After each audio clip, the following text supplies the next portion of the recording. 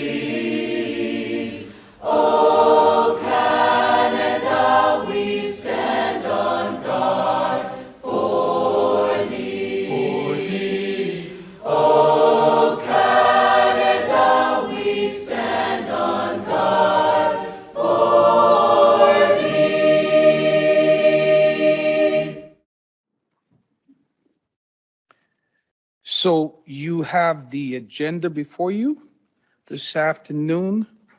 I'm going to ask Trustee Hobbs and Trustee Cameron to put on the floor for me. All those in favor? Carries. Thank you. I'm not seeing who's online, so can somebody tell me who's online?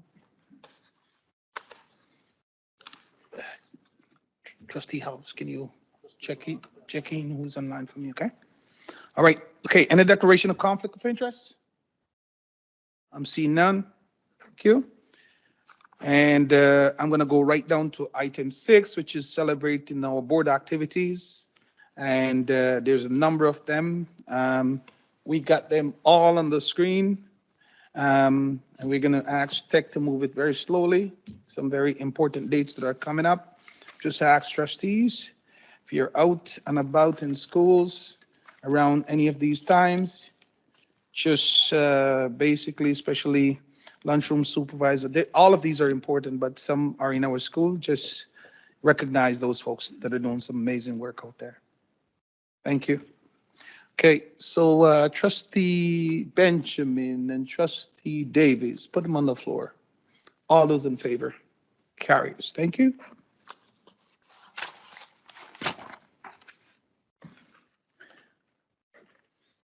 And I'm going to go to our staff recognition, and I'm going to turn it over to Vice Chair Paul.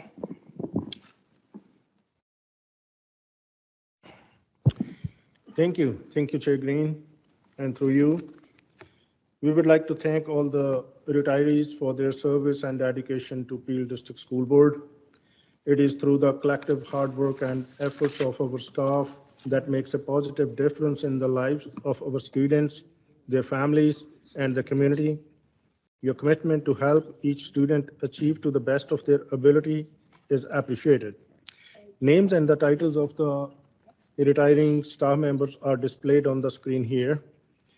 We are reporting a total of 27 retirements tonight, and that includes 1 principal, 21 classroom teachers, 2 office managers, 1 educational assistant, 1 custodian, and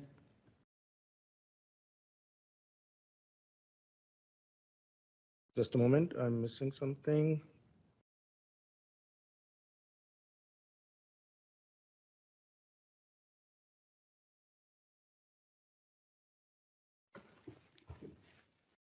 Just a sec. No.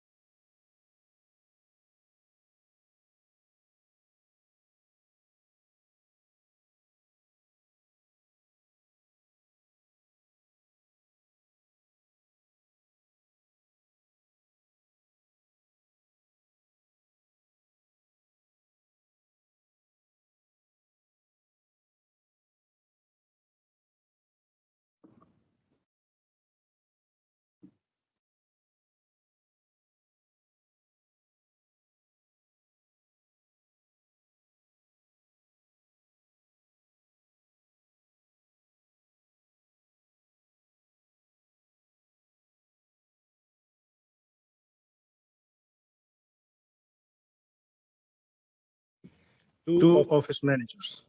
So we wish the best for healthy and happy retirement. Congratulations, and thank you very much.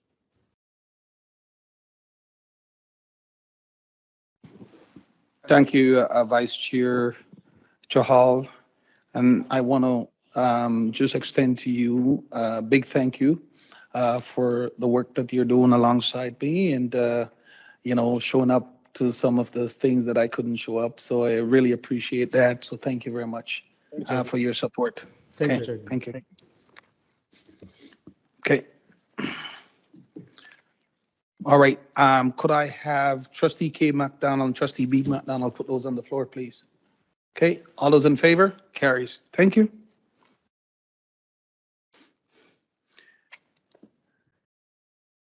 And I do not have any chair announcement tonight, and no student trustees report. And then I'm going to move down to item 10, and I'm going to call in Trustee Benjamin to do a report and volunteer MBC.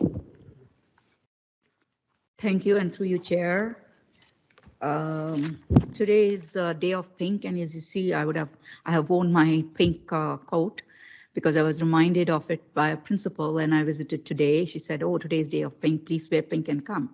And I noticed that the staff in the school had all pink t-shirts with a beautiful indigenous design on it and the words "be kind." So that was their motto for today. And it was great to see also the displays by the students on the Black History Month, because they had a parent meeting in the evening. So that was great.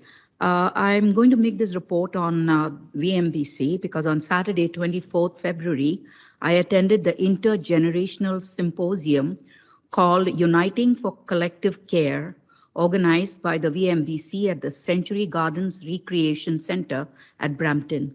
It was a free event for students and community members, and I had sent out this information to AD Logan and would like to thank her for distributing it among the high schools, because we had many students from the PDSB, from Glen Forest, Rick Hansen, Sandalwood Heights, Turner Fenton, Hart Lake Secondary Schools, and even a couple of students from the Fern Forest Public School. So they attended this and earned volunteer hours. The focus was on the value of volunteering in the community in various ways. The keynote speaker, Rania El Mugammar, a Sudanese immigrant who runs many projects that benefit low-income and underserved communities, spoke about her experience as a student and how it has become her passion as an adult because of the experiences of that volunteering provided to her. And today she runs many projects and has many volunteers helping her in these.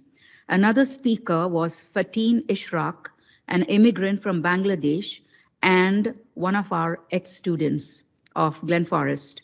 He self-identifies as queer, and he spoke about community gardens in low-income neighborhoods, how through the setting up of these community gardens, the communities that contain new immigrants serve as an inclusive, unifying, and age-friendly area for activities for the whole community.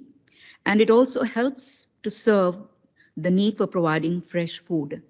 So on the whole, this event was great because it brought seniors from the community as well as our students and exposed them to how we can come together and work to achieve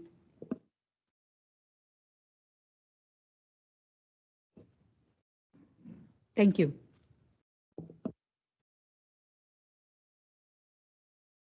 Thank you, Trustee Benjamin, for that report. Much appreciated. Trustee Bailey and Trustee Jahal is putting on the floor for me. All those in favor? Thank you. Carries.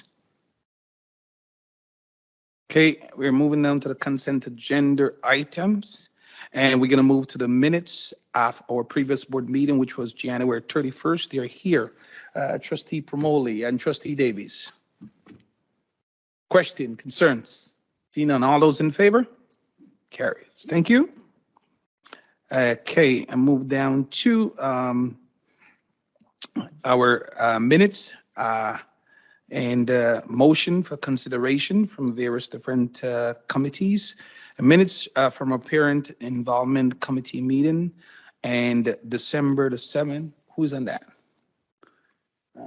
None? Okay, Trustee Hobbs, Trustee Benjamin, all right? Okay, I'll get you next time. Okay, all those in favor? Carries, thank you.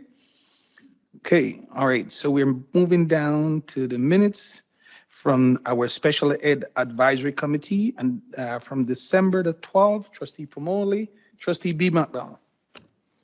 Question, concerns? See none, all those in favor? Carries, thank you. Okay, the minutes from our policy and governance meeting of January 24th, Trustee B. McDonald, Trustee Lukasoff. Question, concern? All those in favor? Carries. Thank you. And we are moving down to minutes of our physical and planning financial building meeting of February the 7th. Trustee Cameron, Trustee Davies. All those in favor? Carries. Thank you.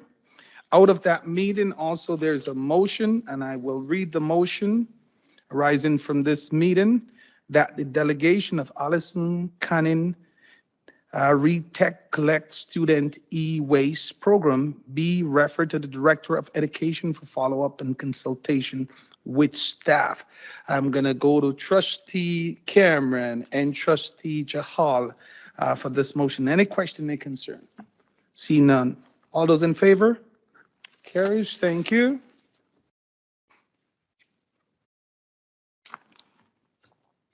I'm going to move down to item 13.5, which is minutes from our Curriculum and Equity and Wellbeing Committee meeting, and from February the 13th. Minutes are here. Okay, Trustee K. McDonald, Trustee Promoli. Question, concern? I'm seeing none. All those in favor? Carry. Also, out of that meeting, there's a motion coming out of that meeting, and I will read the motion. That the committee terms of reference to be approved and replace the governance directive from the Curriculum Equity and Student and Wellbeing Committee. I'm going to ask Trustee Ovs and Trustee Cameron to put these on the floor. All those in favor? Carries. Thank you.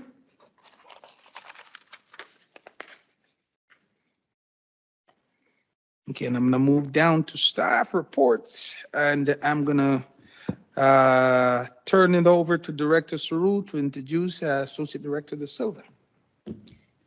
Thank you, Chair Green, and through you, I would now ask Associate Director Paul De Silva to present the report on the school year calendars.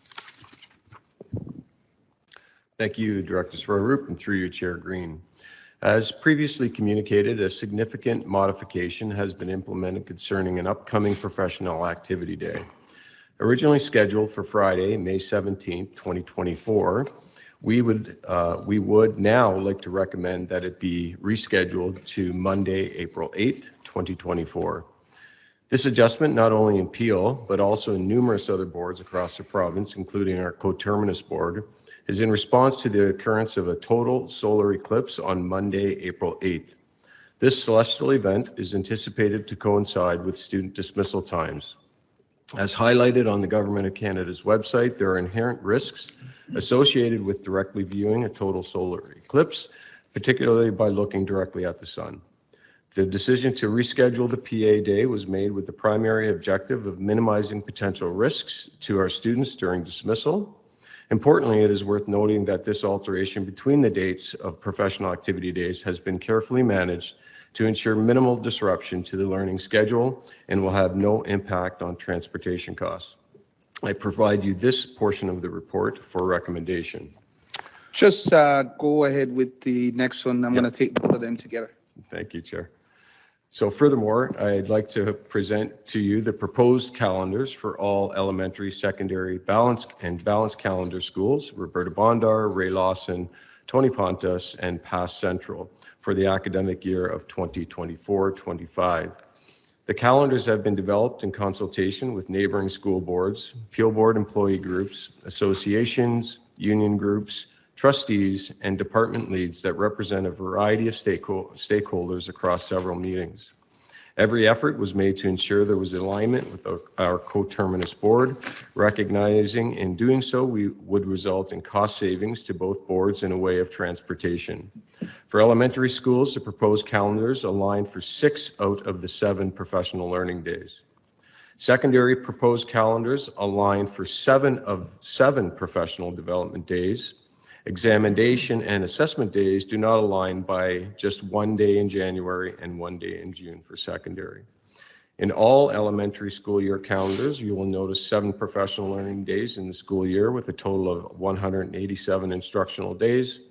In all secondary school year calendars, you will see 7 professional learning days, 10 exam assessment days with a total of 177 instructional days. I share these 2 reports for your approval. 1 recommendation and approval. Thank you. Thank you. Questions?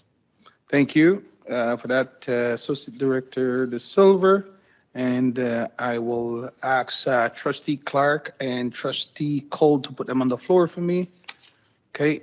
And I will read the recommendation. Further to the report, presented February 22nd on the proposed school year calendar for 2023-24. It is recommended that the professional learning day designated for May the 17th, 2024 be moved to April 8th.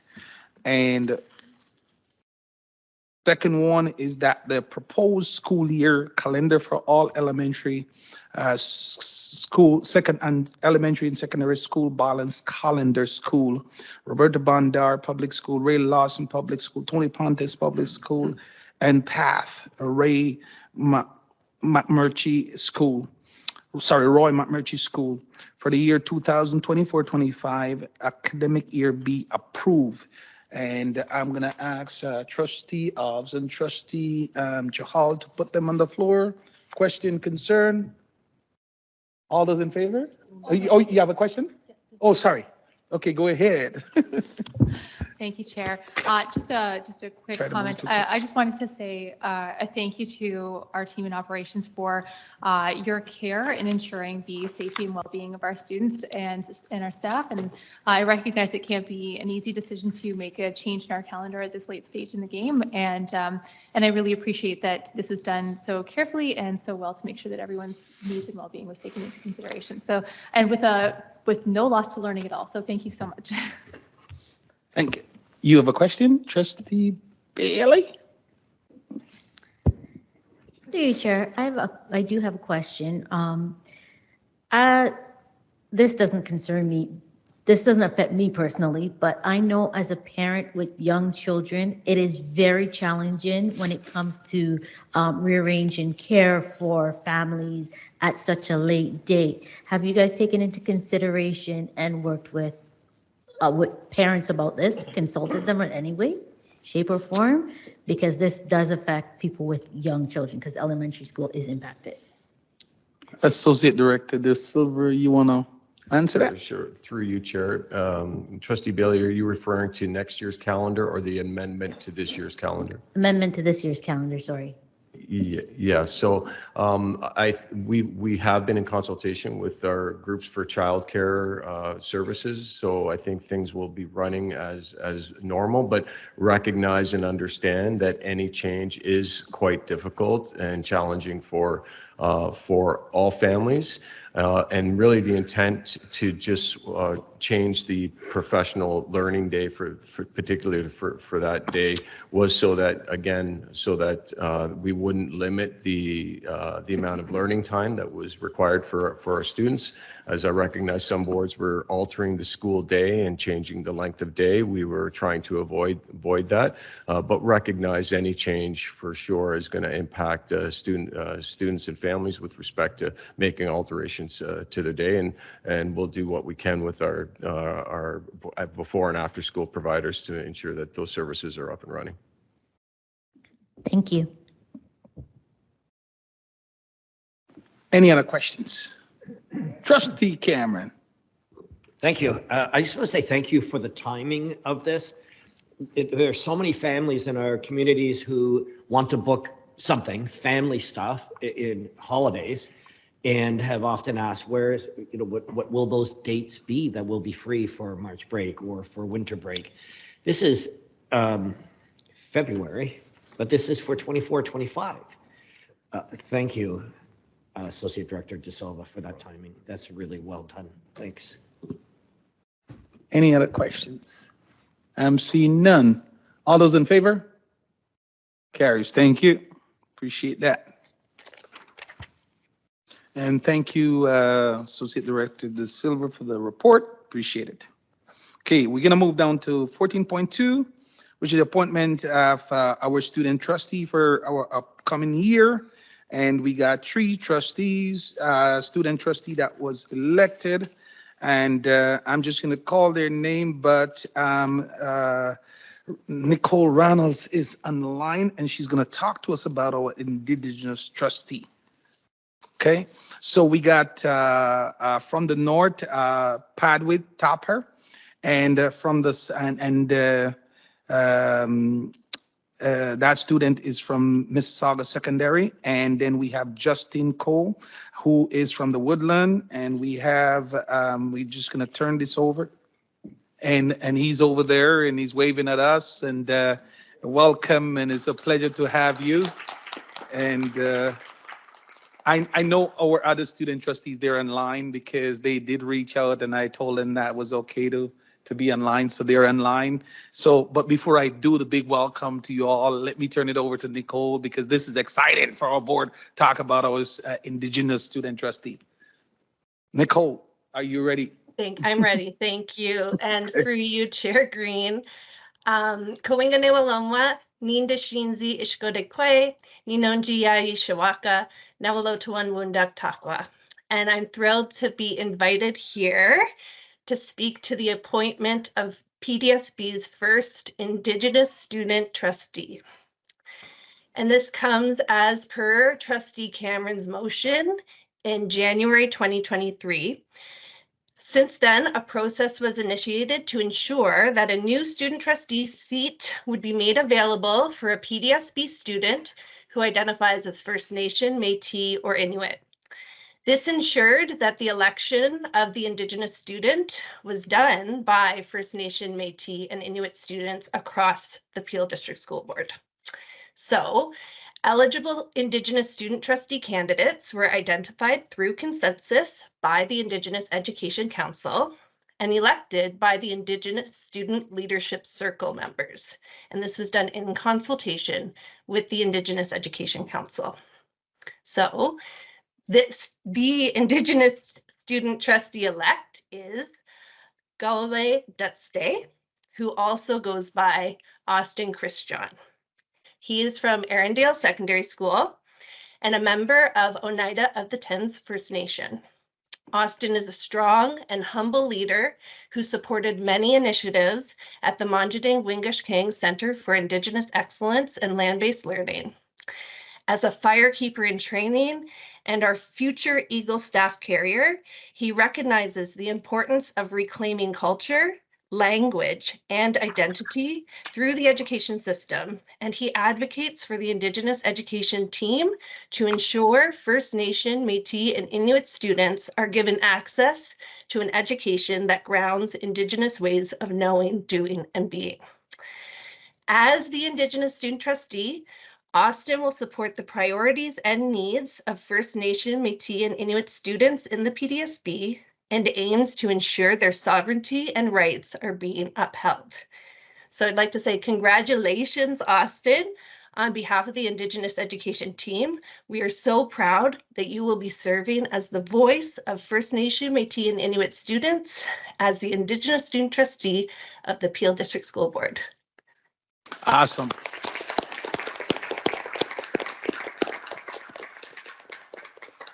And I just want to take the time on behalf of my colleagues, the entire Board of Trustees here. We welcome all three of you, and we look forward in working with you.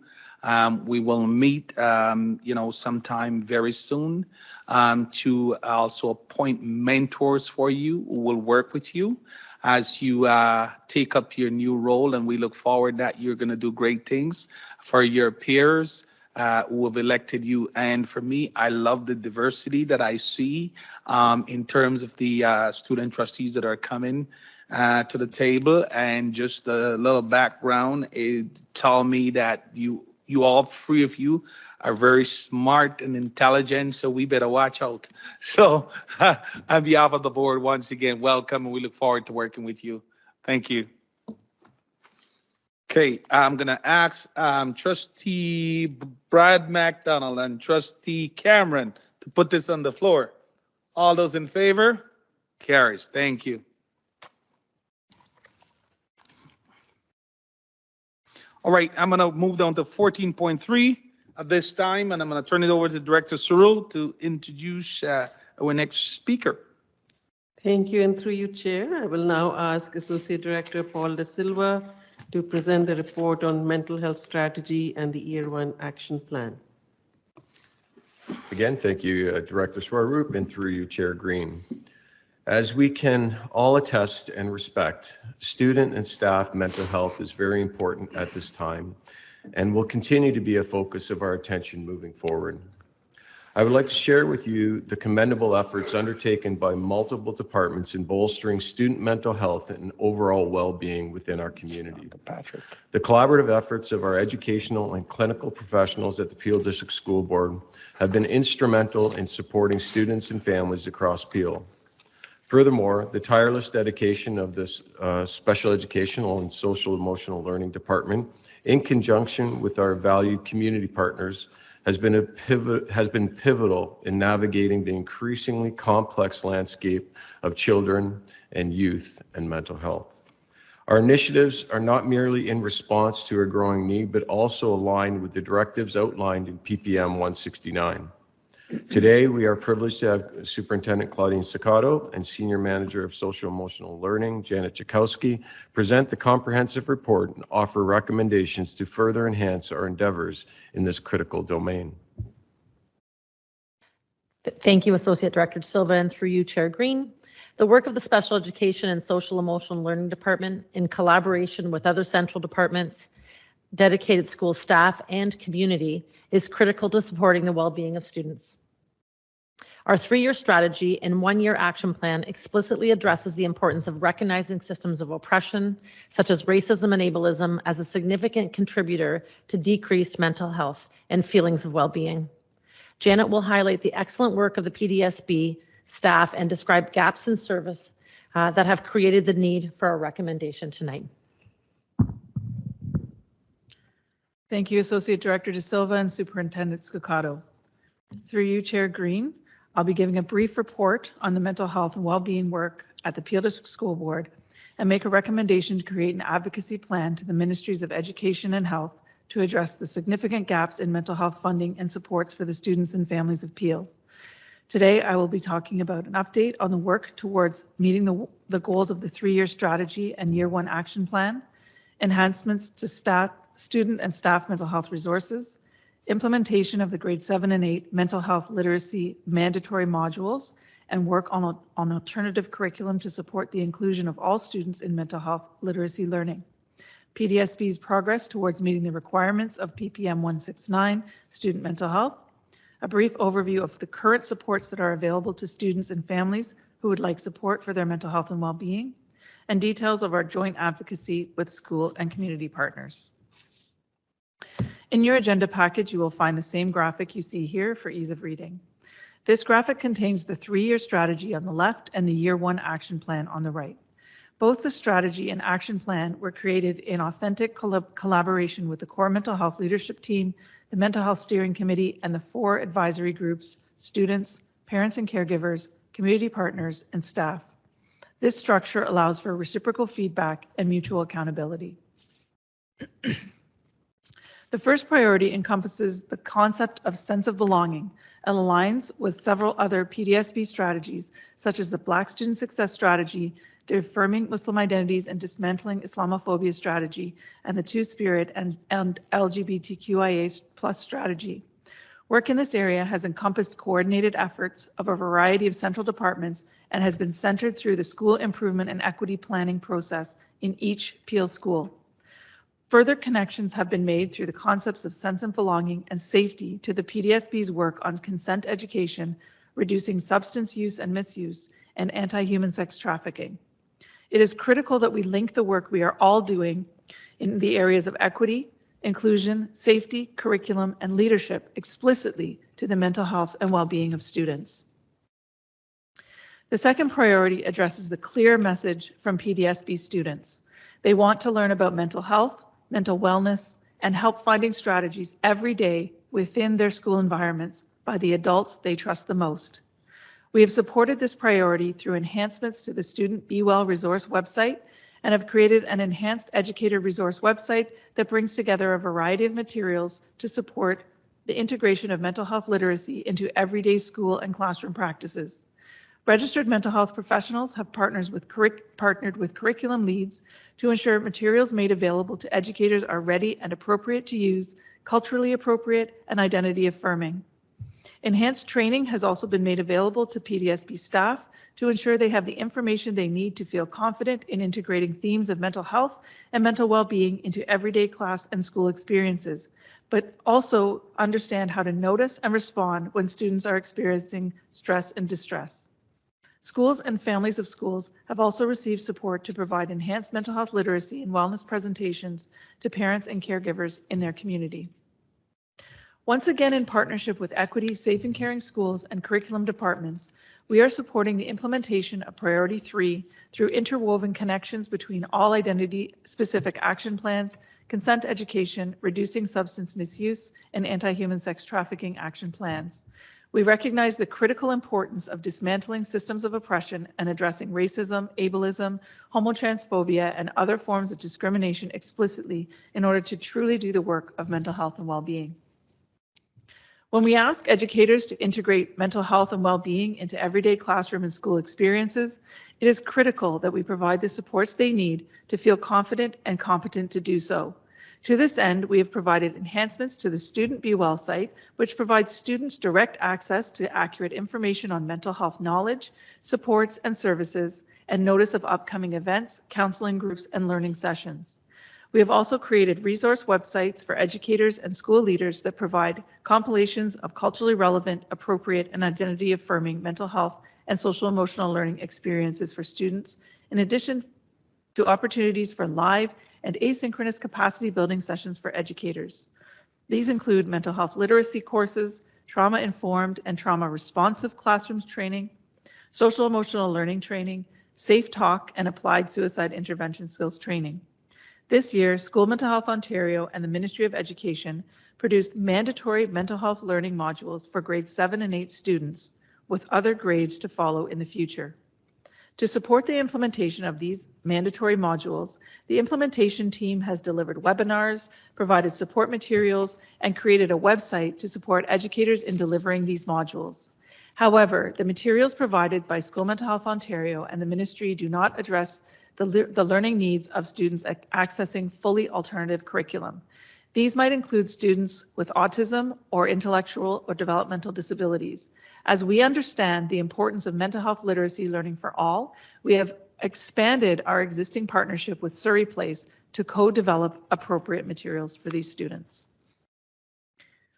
These mandatory mental health literacy learning experiences are a part of PPM 169, Student Mental Health, which was released in July of 2023. Under this PPM, we are required to report on 11 areas, which you see listed on the slide. The full PPM is included in your agenda package for your reference. Through the combined effort of all central departments and our dedicated school teams, we are on track to meet all requirements of PPM 169 within the timelines provided to us by the ministry. The PPM includes many areas where the PDSB has been developing supports and services for a number of years, such as enhanced mental health literacy, consistent use of in-person and virtual evidence-based interventions by registered mental health professionals, culturally relevant and inclusive suicide prevention, intervention, and postvention guidelines, social emotional learning, and joint planning with community partners to support the students and families of Peel.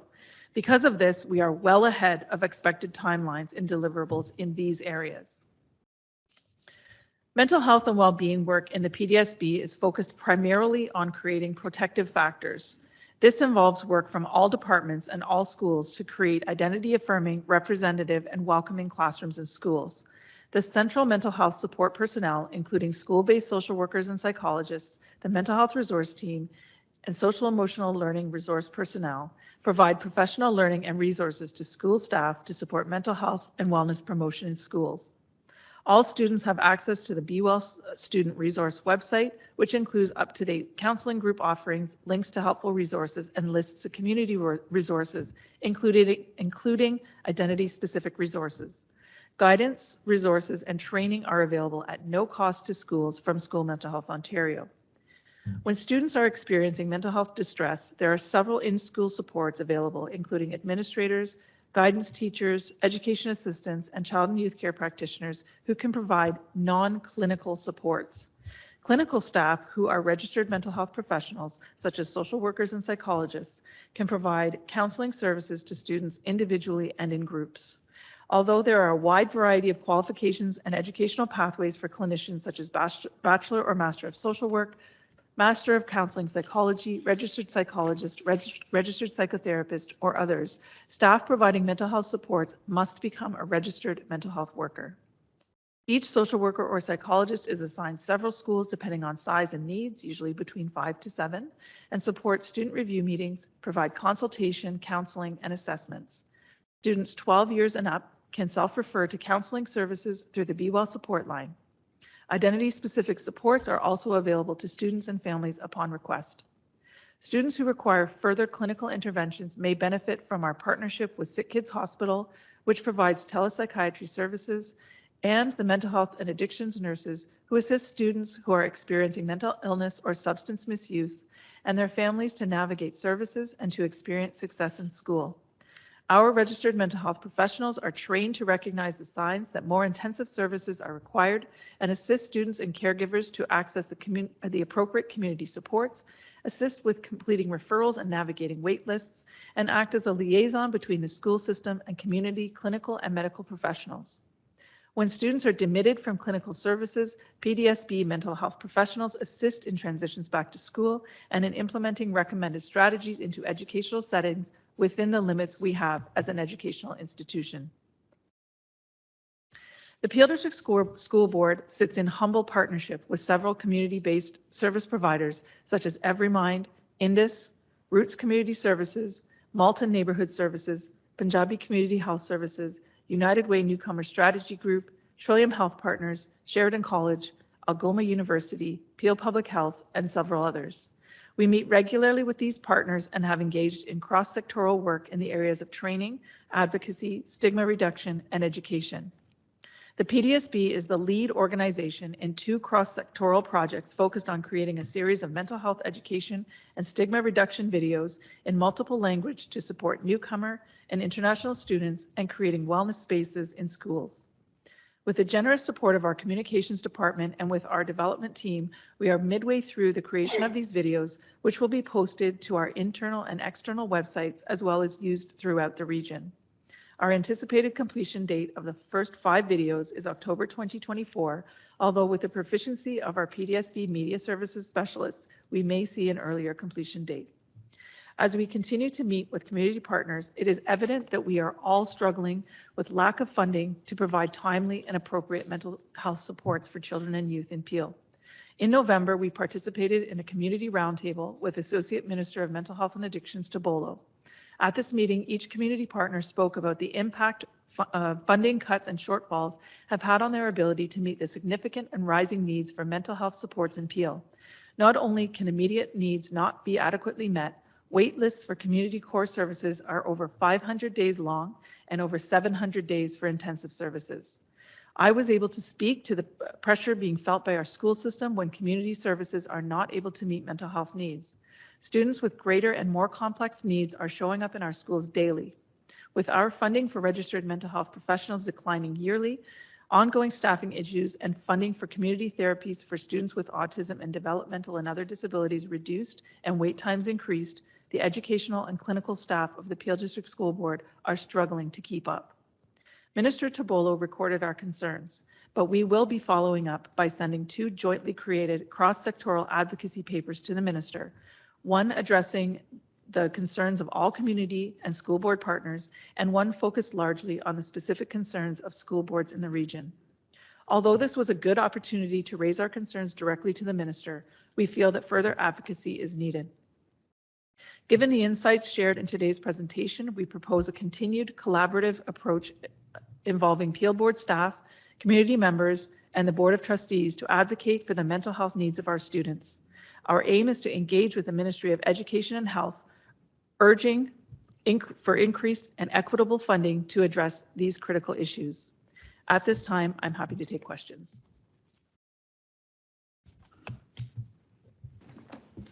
First, I'm going to ask Trustee Promoli and Trustee Clark to put them on the floor for me.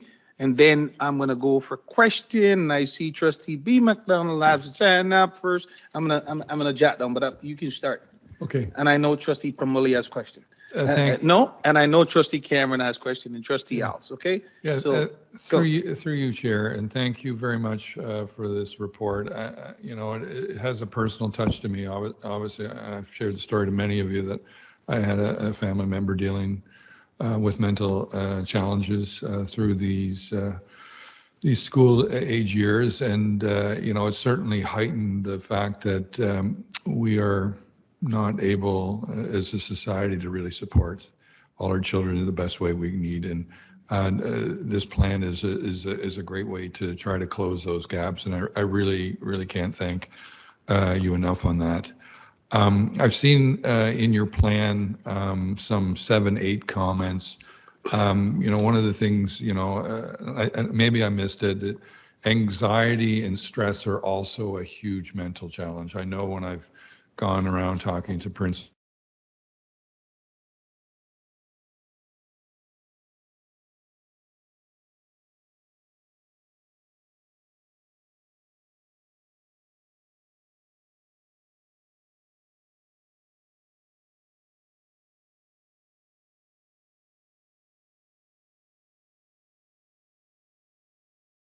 as ed class, and a great place to engage in that conversation. Is our curriculum been updated to include those conversations?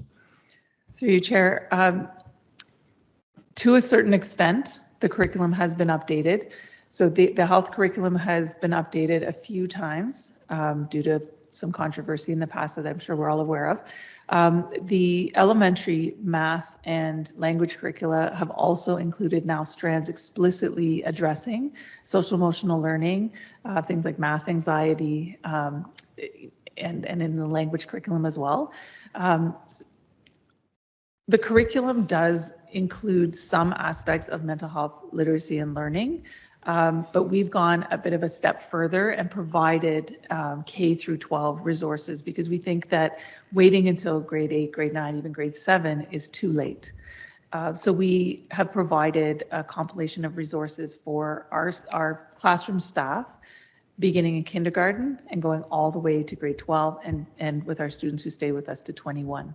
So the curriculum doesn't have as much as we think is needed in terms of the things that you're saying around explicit instruction on things like anxiety and test stress and so on. But we have gone a step further and provided additional resources. And through you, Chair, and I appreciate that feedback. And I think in your conversations with the government, I think they need to change the curriculum or enhance, let's call it enhance the curriculum throughout the years to provide that kind of support and, you know, in wellness, anxiety, and dealing with stress. This is an item that everyone can learn from, and that's my experience. You know, I don't even use DBT is what it was interesting when I got to go through a workbook and realized how useful it was for me as an adult, as well as my child and others. So I think that's something that, you know, you should tell obviously the minister and echo that. Budget season's coming up, and I didn't see any ask for resource, and I may be putting you on the spot, and I apologize, Chair, for doing that.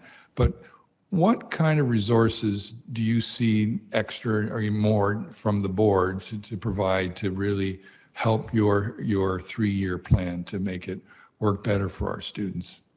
So it's kind of an open-ended question, and you can come back to me at a later date, but sorry to put you on the spot.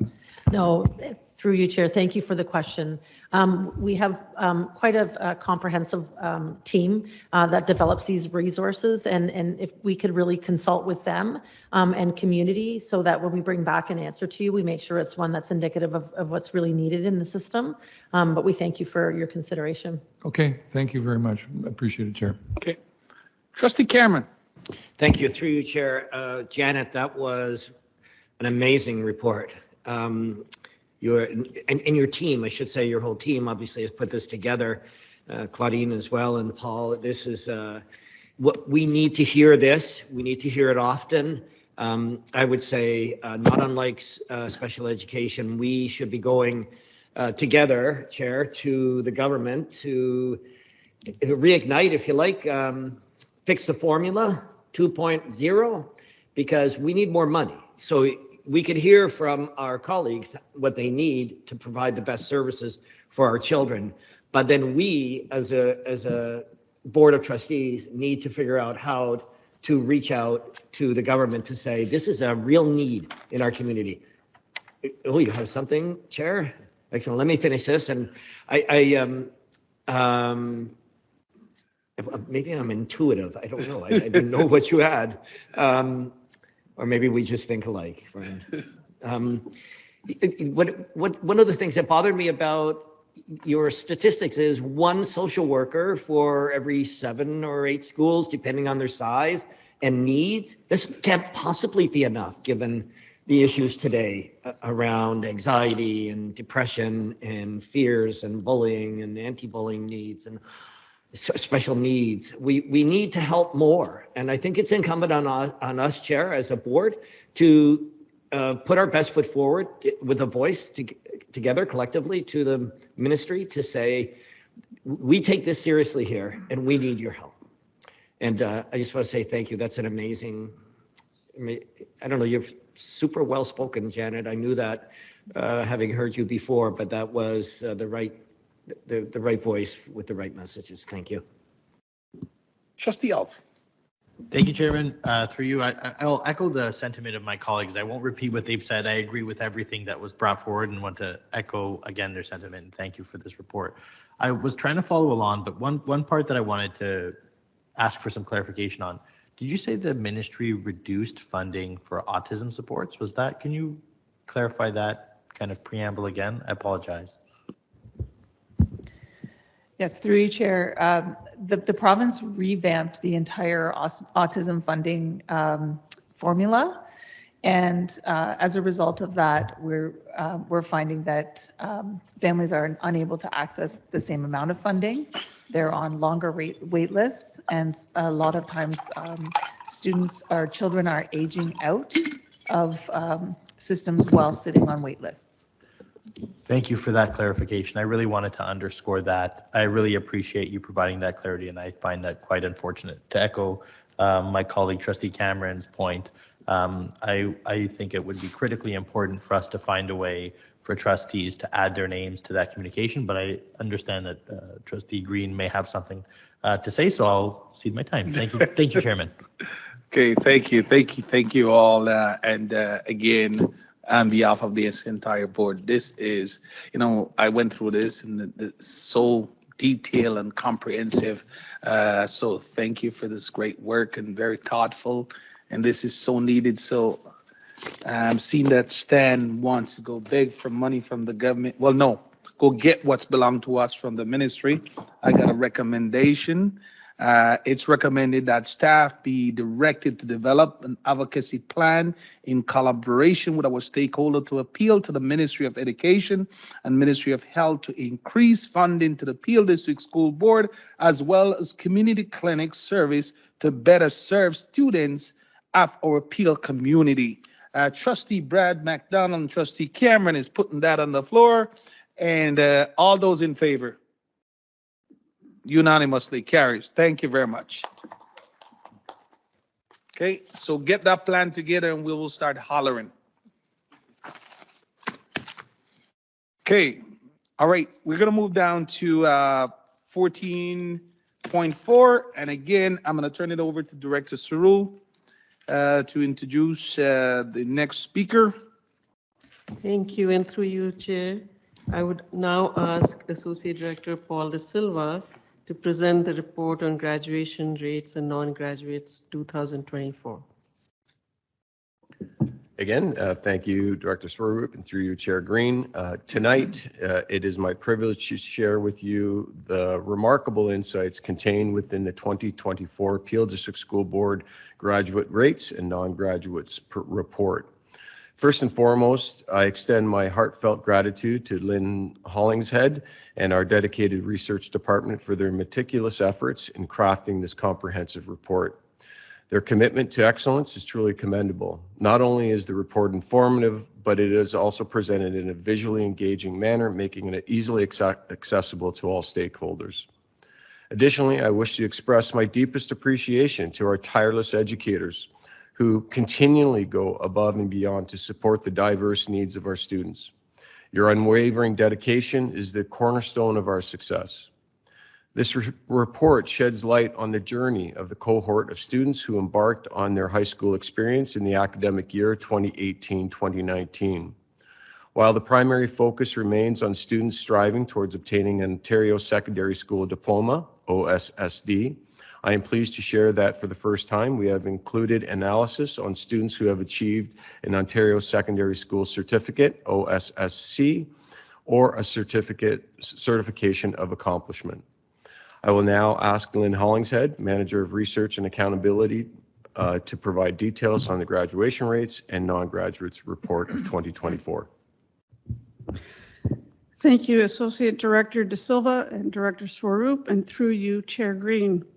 In Ontario, graduation requirements for the Ontario Secondary School Diploma, or OSSD, include achieving 30 credits, completing the Ontario Secondary School Literacy Requirement, also known as the OSSLT, and completing 40 hours of community service. In this report, graduation rates are produced primarily using the PDSB calculation method implemented since the 2003-04 academic year. Beginning in 2014-15, the Ministry of Education has also been releasing provincial and school board graduation rates. This report presented tonight includes both the Ministry of Education and the PDSB graduation rate calculations. This report provides important data for measuring board initiatives and is an indicator identified in the Student Achievement Plan. Overall, graduation rates at the PDSB continue to be high, with 91% of students graduating in 4 years and rising to 94% in 5 years.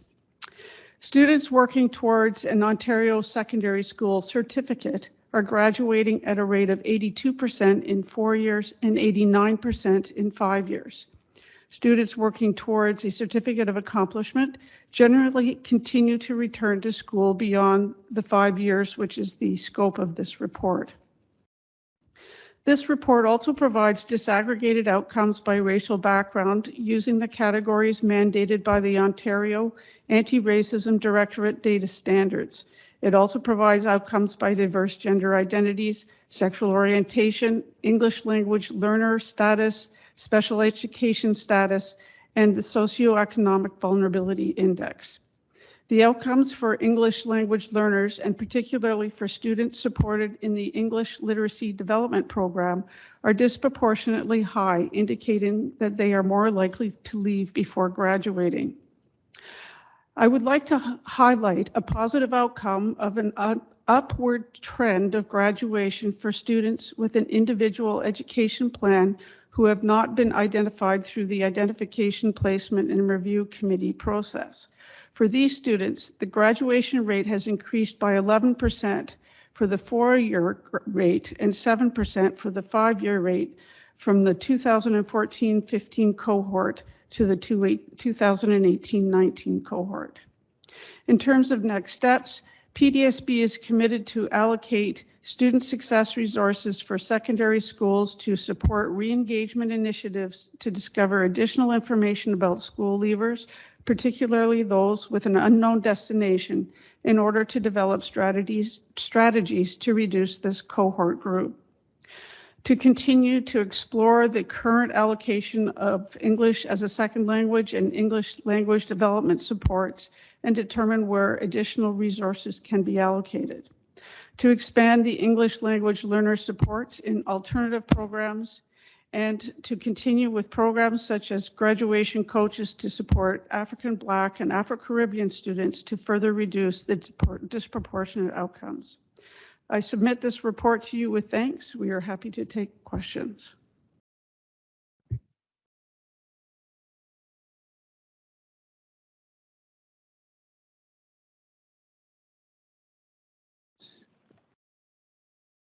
Trustee Cameron. Thank you. Through you, Chair. Thank you for the report. This is a good news report. I mean, if we look at the chart, the board and provincial cohort grad rates, back in 2009, in 2010 and 2011, those cohorts were the differential between the PDSB grad rate and the ministry method was like 5 and 6%, but the 2017, 2018 is only 2%. I think I would echo what Associate Director De Silva also said as well, that this is a true testament of our teachers' work, their dedication to help their students get those credits that they need and to be of assistance to them. I thank you for this report. It's a happy, good news report. Thank you, Lynn. Okay, I'm looking around. Carla, you got your hands up? Okay, good. Go ahead. Through you, Chair. Just a quick question. In terms of graduation rates and early leavers, I did notice in the report it stated that Black and Indigenous students are 2 times more likely to leave early school and not graduate. Did I read that correctly? And 2 times more for gender diverse students?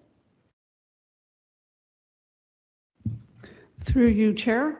Yes, on page, there are no page numbers. I will fix that next year.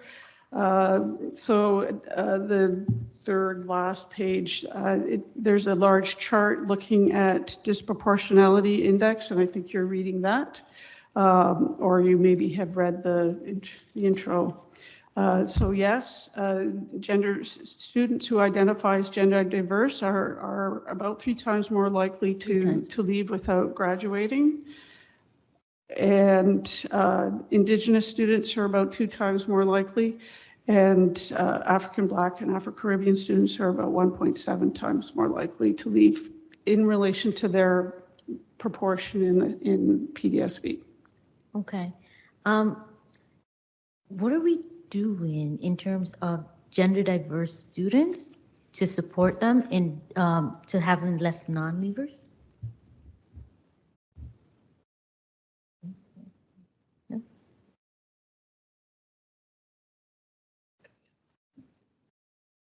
What are we doing? Through your chair, and thank you for the question, Trustee Bailey. And as folks are aware, last year we put out our Two-Spirit LGBTQIA action plan. And in that action plan, there are strategies and supports and ways in which we support students that identify from various aspects of that community, including gender diverse students. And so as we are engaging in our upcoming report in, I believe it's May, that we'll be having our final report, we'll have an opportunity to identify some of those strategies more specifically in regards to those outcomes that you've just identified. Thank you. And a follow-up to that is we have a lot of Black graduation coaches. Why is the number still so high for early leavers? And through you, Chair, and thank you for the question, Trustee Bailey. And again, I would say that the various reasons why both our Indigenous students and our students that would self-identify as Black, there are many complex ways in which they are negatively impacted by various aspects of systemic racism that continues to exist within education. But we are engaging in different strategies and approaches, and we do have a number of graduation coaches who now are working with additional schools so that the great work that they have is expanding across the system. We also have our Black Student Success Strategy, and as was articulated in our Equity Accountability Report Card, as we are working towards various strategies, because of the complexities, it does take time.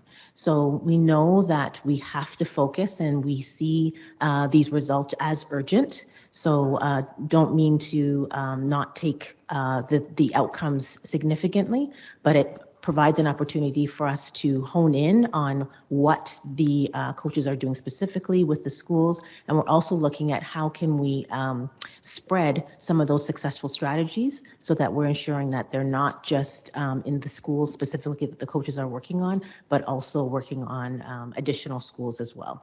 And we also have our Black guidance counselor as well, who also offers additional supports as well.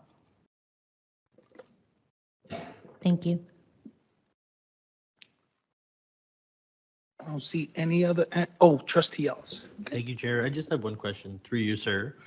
So I think I'm interpreting the data correctly, and I just wanted to be certain. In the chart under trends identified, trends by identity factors, excuse me, there's a section that starts with First Nations, Métis, and or Inuit, African, Black, and Afro-Caribbean, East Asian, Latin, and Hispanic. For the Latino and Hispanic community, I'm looking from 2016 across. We see a decline from 94% to 84% to 83%. I think, as best I can tell, it's the steepest decline in graduation rates that we have for amongst all the communities in that 4-year graduation rate. Can you just tell us a little bit about, what we're doing to kind of bring that back up?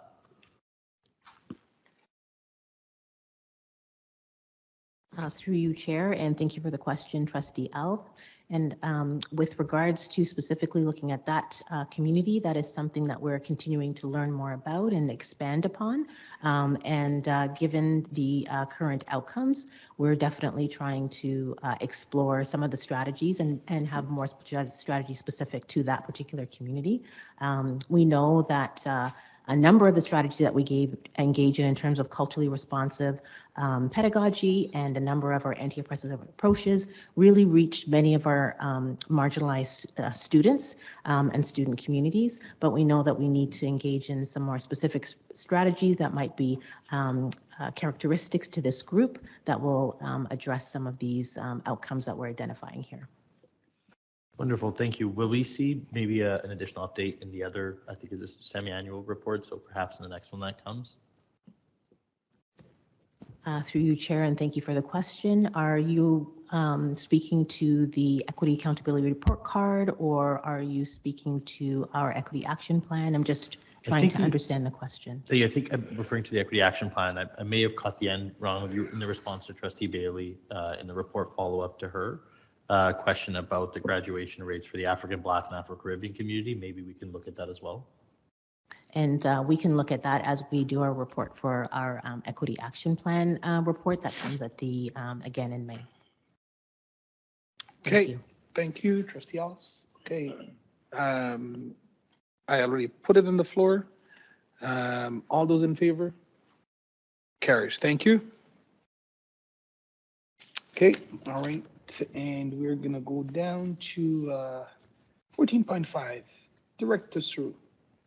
And through you, Chair Green, I would now ask our COO and Associate Director Jaspal Gill to present the first quarter financial report.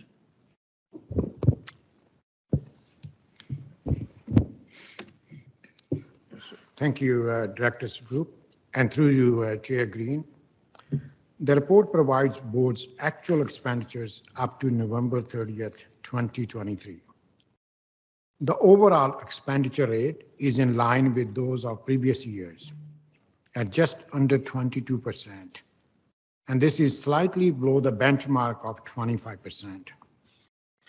Although overall expenditures are trending below budget, there is variability in spending due to slow starts in certain programs and timing of expenditures. It is estimated that the full year normal operating expenditures will be within the budget at the end of our fiscal year.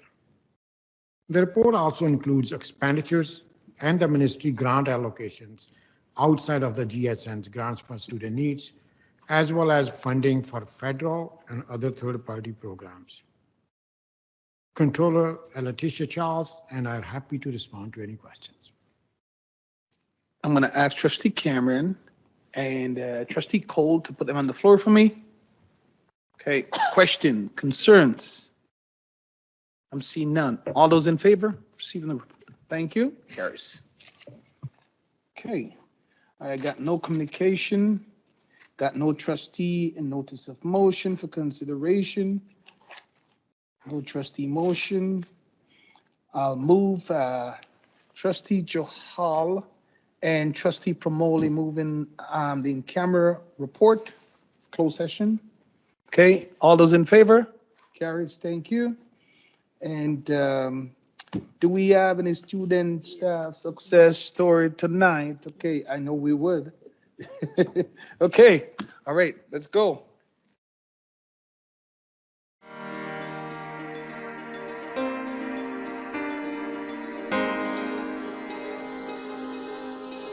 On January 30th, Peel District School Board and Algoma University celebrated the first group of students in grades 11 and 12 to graduate from the Learners Early Access Program. It was a full house as teachers, staff, families, trustees, and even city councilors joined together to recognize the importance of this achievement. Each student put in a lot of hard work exploring new passions and building the confidence and networks to push themselves beyond their limits. In fact, nearly all of the grade 12 students graduating from their LEAP semester have applied to university for fall 2024, with at least 16 planning to attend Algoma University.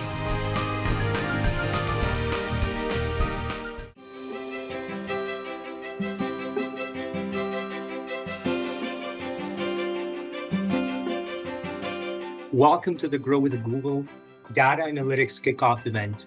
At this time, I would like to introduce you to Director of the program, Charlotte Nurse. A little bit about Canada Learning Code. If you already don't know about our organization, we are a charity that has been around since 2011. In that time, we have reached almost 1 million learners across Canada, and we aim to bring accessible computer science education to folks all across the nation. Our goal is really to empower folks, to give folks the tools to feel empowered and to be able to become creators of technology, not just consumers. So this data analytics program, it's not just about teaching you things, it's about giving you tools to apply in your education, in your careers, whether you want to enter data analytics specifically, or if you want to bring this extra skill set to the career path that you choose. And it's truly an honor when we can build partnership, collaborate together. When we come together and able to do great work like this, we make a difference. And what we're doing with this program, to me, I believe that we're setting up success, future leaders. My name is Thara Arithram, and I'm a very curious grade 12 student in the IB program at PDSB. Technology is here to stay, and the data that it generates is remarkable.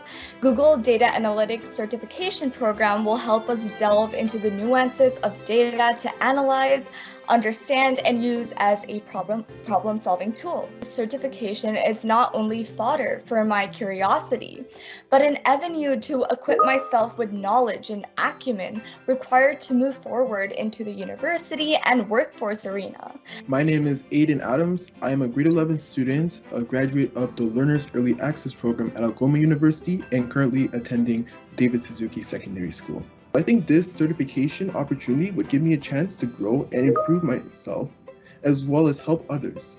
My name is Brian Jung. I'm a grade 12 student attending Heart Lake Secondary School. You know, it's become almost commonplace to use large pools of data to gather insights, whether in the context of a business looking for the most logical financial model, or perhaps a researcher looking to develop a more effective and cost-efficient vaccine to deploy on a large scale.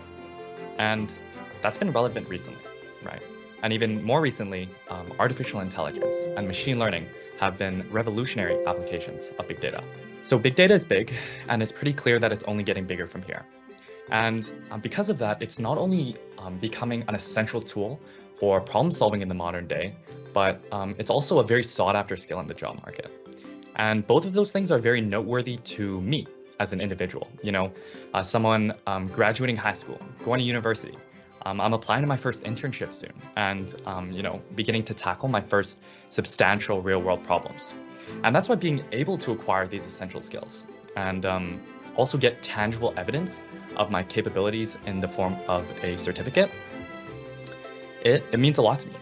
I want to express my sincere gratitude to the Canada Learning Code team for their dedication and for making this initiative possible.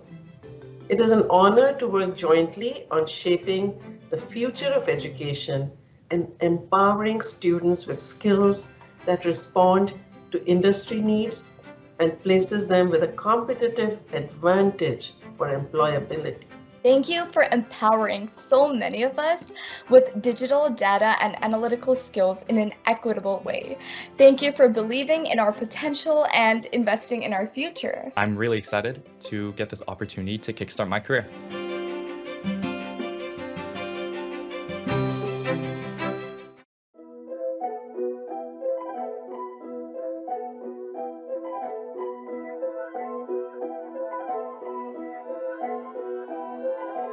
Yo, in this world of chaos, let's find a solution. Start with fusion, fostering unity, step conclusion. Safety is the priority in every institution. Creating a space where everyone finds restitution. Inclusion is the key, nobody is left behind. Embracing diversity is what defines. Oneness in our hearts, breaking every division. In this journey together, that's our mission. Fostering unity is the conclusion. Safety is the priority in every institution. Creating a space where everyone finds restitution. Inclusion is the key, nobody is left behind. Embracing diversity is what defines. Oneness in our hearts, breaking every division. In this journey together, that's our mission. Fusion in our community, building bridges strong where we all belong. From young to old, we are all one. In this passage of life, we just begun. Alright, let's get things started today. It is a pleasure to see all of you in this space today. Welcome to our 27 schools and welcome to the work that you are about to embark upon. I've heard from Superintendent Stubbings that you're going to be spending the day today learning and also engaging in action plans back at your schools that you're going to implement. Welcome today. I want to thank, first of all, Superintendent Stubbings for her great idea and work, our Associate Director, all the staff from every school that is here today, that are here for the work that you continue to do to make a change in the life of our young people. And to the students that are here this morning, it's so great to see you out and you're pumped and you're ready. I know today is going to be a great day. I'm so happy that you are here with us today. It is going to be an absolutely fabulous day of learning, of meeting new friends, and really developing your leadership skills. Please give a big Fusion welcome to our keynote speaker, Omar Allison! Present today, present in everything you're doing. You know, I always ask the students, who in here wants to be rich? Put up your hand. I see some of the staff saying the same thing. You gotta add on some hours there. But the only difference really between people who are so successful are the people who are present in the moments and seize the opportunities in front of them. So right now, you're gonna be given an opportunity to create shirts, to dance, to learn. Be present today. Don't worry about after school, don't worry about what you're doing tonight, don't worry about the weekend. I'm worried about what I'm gonna say in 2 seconds. Let's just be present in this moment right now, and then you will be success, because that's all it is. And if you want to be the best version of yourself, that actually starts right now, today and going forward. One of the next things I want to say to you is, as we're creating today, please be free and let yourself feel the happiness of creating. My name is Omar Allison. Thank you so much for having me.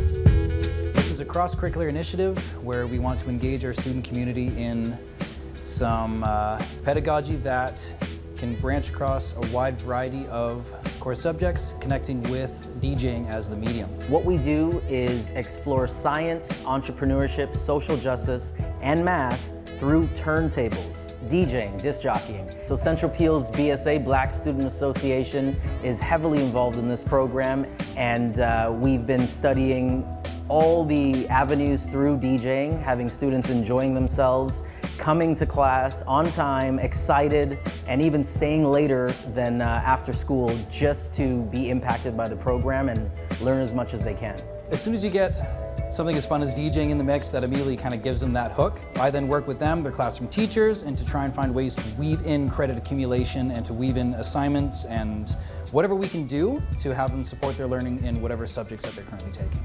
It's really fun. It's like a good experience, just in case if in the future if you actually want to DJ, and maybe I could get my own board one day so I can DJ at home. The DJ program is basically where you use turntables and make different beats, but it also teaches you how to become your own entrepreneur. I never thought I'd like DJing, but it's pretty cool when you're doing the turntable and trying to see which song matches with the next the most. And I like going through it and creating our own beat. There's way more to DJing than not only DJing, but there's just way more to music. Vision over mission and mission over vision. Always go through with your mission to get to the vision. There are careers out there that are not necessarily typical to go down the avenue, but there's many experiences that students can learn through music, specifically through hip hop, and relate to that culturally.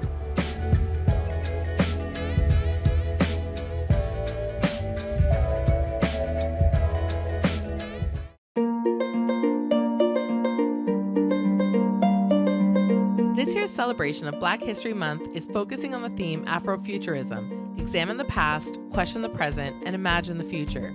One of the many events taking place in schools is the Ukuli Knowledge Quest. The primary goal of this initiative is to encourage educators to engage with these resources and incorporate them into their classrooms throughout the month of February and beyond. The response from schools has been overwhelmingly positive and the participation rate very high.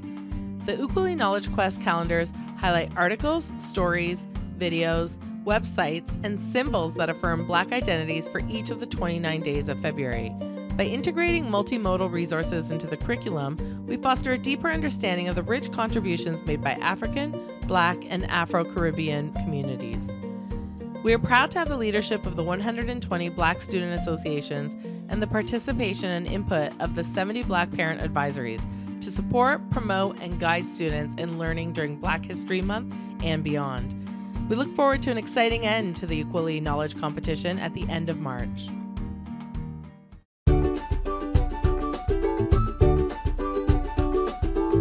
On February 22nd, Glen Forest Secondary School hosted Us Immersive, an experiential art and media exhibition centered on the themes of Ubuntu, humanity to others, and synergy. Glen Forest students collaborated, incorporating their personal and artistic expression to deliver the showcase that inspired and affirmed their appreciation for life. The showcase highlighted belonging and the importance of each other to everyone and the universe. Participants were invited to discover, see, hear, feel, learn, and be part of us. The exhibit teaches us that many are interwoven into a greater narrative. I am who we are.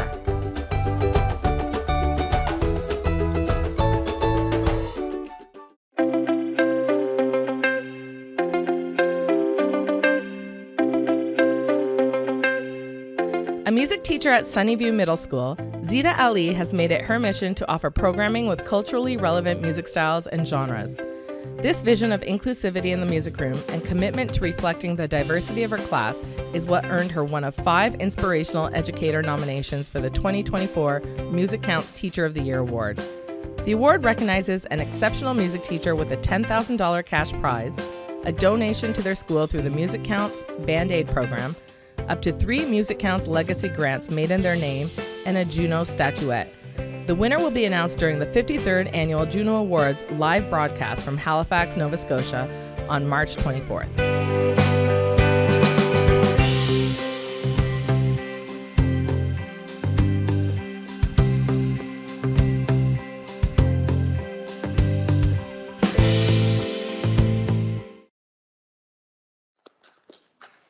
Trustee Bailey and Trustee Benjamin putting this on the floor. All those in favor? Carries. Thank you. Trustee Cameron, Trustee McDonald, moving adjournment. All those in favor? Carry. Thank you for your patience. Have a good night.